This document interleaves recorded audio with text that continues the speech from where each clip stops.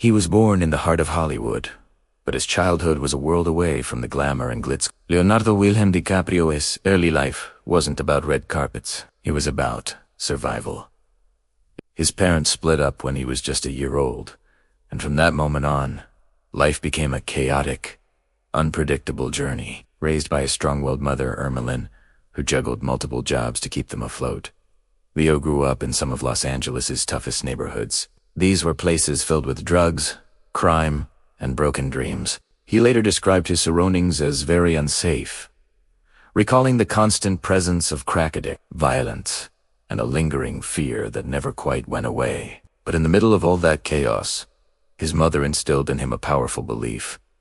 His environment would not define his destiny. As a child, Leonardo was a handful. He struggled in school, showed signs of hyperactivity, and just couldn't fit into the mold of a traditional classroom. His teachers didn't see a future movie star. They saw a problem child. But what many people mistook for rebellion was actually raw, untamed energy just waiting for the right direction. And that direction came surprisingly early. He got a spot on the children's TV show Romper Room, but instead of finding his big break, he was kicked off for being too disruptive for most kids. That would have been a crushing blow. For Leonardo, it was just the beginning of a long, difficult climb. His mother's belief in him was unwavering. She was the one who took him to every audition, waited with him in countless long lines, and encouraged him through a storm of rejection. For years, the word no was a constant refrain. Casting directors told him he needed to change his name because it sounded too foreign. They told him to smile less, to act differently, to be someone he wasn't. But he refused. He was determined to be real, to be authentic, or not be in the business at all. This wasn't arrogance, it was integrity. He was building a foundation of truth that would later define his entire career. In the late 1980s and early 1990s, the tide slowly began to turn. Small roles started trickling in commercials, educational films, and a few low-budget TV shows. Then came the sitcom Growing Pains.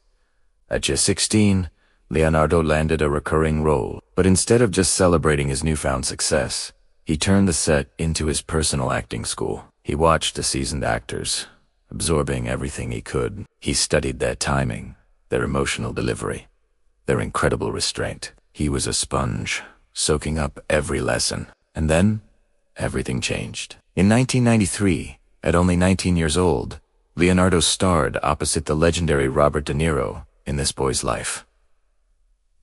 The audition process was intense. De Niro reportedly tested him, pushed him, and challenged him aggressively. But Leonardo didn't back down. He fought back, not with ego, but with the fire of his character and the strength of his own spirit. That raw intensity earned him the role and the respect of a master. But it was his next film, What's Eating Gilbert Grape, that truly stunned Hollywood. Leonardo's portrayal of a mentally disabled boy was so breathtakingly authentic that audiences and critics alike forgot they were watching an actor. It was a performance of pure empathy and transformation. At just 19, he earned his first Academy Award nomination. The message was clear. This kid wasn't just talented. He was a force of nature. The mid-1990s saw Leonardo DiCaprio become the face of a generation. Films like Romeo plus Juliet transformed him into a global heartthrob. Teenage fans screamed his name, and magazines crowned him the most beautiful man alive. But behind the posters and the headlines, Leonardo was deeply conflicted. He didn't want to be famous. He wanted to be great. And he understood that greatness demands sacrifice. Then, in 1997, Titanic exploded. It wasn't just a movie. It was a cultural phenomenon that shattered every box office record and launched Leonardo into a stratosphere of fame no one could have predicted. He became, arguably, the most famous actor on the entire planet. His face was everywhere. His name was unavoidable. But while the world was celebrating, Leonardo was quietly panicking. He feared being trapped by his own image, forever typecast as the romantic lead. Just another pretty face. So, at the peak of his fame, he did the unthinkable. He disappeared. Instead of cashing in on his heartthrob status, Leonardo vanished from the spotlight. When he finally returned, it was with a clear, undeniable intention. He began collaborating with the world's most visionary directors, Martin Scorsese, Steven Spielberg, Christopher Nolan. He actively sought out complex, challenging roles that required deep psychological exploration. Gangs of New York, The Aviator, Blood Diamond, The Departed. Each film was a deliberate choice, a calculated step away from his pretty boy image. Each performance chipped away at the persona of the movie star to reveal something far more compelling. An artist obsessed with his craft, a master in the making. But despite the critical acclaim and the incredible work he was doing, one thing remained elusive: the Oscar. Year after year, fans and critics alike would ask the same question. How has Leonardo DiCaprio not won an Academy Award? The snubs became a running joke, a source of endless memes that flooded the internet. But through it all, Leonardo remained silent on the subject. He didn't complain. He didn't lash out. He just kept working, pouring every ounce of himself into the next role. Then came The Wolf of Wall Street. It was a wild, excessive, and fearless performance. He gave everything he had physically, emotionally, and mentally. The performance was universally praised, and yet, still no Oscar. Friends said that loss stung, not because of ego, but because of the sheer effort he had put in. Behind the scenes, Leonardo was fighting battles no one saw. The intense fame isolated him. His relationships crumbled under the constant, suffocating scrutiny of the public eye. He became acutely aware of the emptiness that can come with phenomenal success, and that awareness pushed him toward something bigger than himself.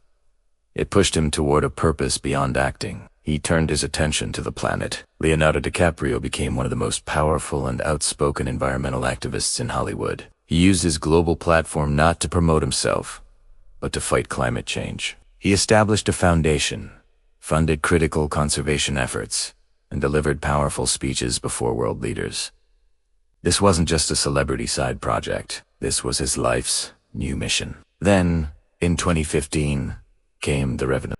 The film was an ordeal. Leonardo endured brutal, sub-zero temperatures, slept in real animal carcasses, and pushed his body to its absolute limit in extreme isolation. The performance was raw, primal, and relentless. It felt like watching a man battling not just nature, but his own fate. And in 2016, after decades of dedication and countless iconic roles, it finally happened. Leonardo DiCaprio won the Academy Award for Best Actor. The world erupted in celebration. But in that moment of ultimate personal victory, he did something extraordinary. He used his acceptance speech not to talk about himself, but to deliver a powerful message about climate change. That single moment perfectly encapsulated who he had become. A man who redirects his triumphs into a greater sense of meaning. Today, Leonardo remains highly selective. He doesn't chase fame. He doesn't overexpose himself. Each role he takes feels intentional, and each public appearance feels rare. He has become a symbol of discipline, longevity, and profound artistic integrity. From a troubled kid growing up in dangerous neighborhoods to one of the most respected and influential figures of our time, Leonardo DiCaprio's life is a testament to one powerful truth. Talent might open the door, but it's obsession, patience, and purpose that keep it open forever. And that leaves us with a real question. If a kid who was surrounded by chaos, poverty, and rejection can build a lasting legacy through sheer focus and an unbreakable refusal to quit, what excuse do the rest of us have? If this story inspired you, don't leave just yet. Like this video if you believe discipline and purpose can truly change a life. Subscribe for more untold Hollywood stories that go beyond the headlines, and comment below which Leonardo DiCaprio movie had the biggest impact on you. We can't wait to hear from you. Thanks for watching.